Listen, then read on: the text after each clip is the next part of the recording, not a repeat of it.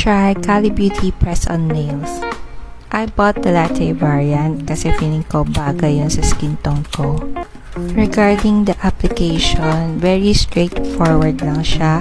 I just followed the instruction booklet and madali lang siya i-apply. Unlike yung dati kong na-try na separate pa yung adhesive, ito nakadikit na sa mismong nail yung adhesive kaya parang stick mo lang talaga siya sa nail mo. Natapos kong ikabit lahat ng nails ng mga siguro 15 to 20 minutes.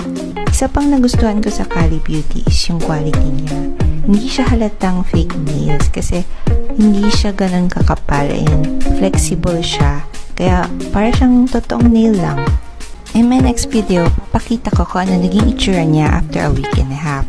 So please consider following if you want to watch that.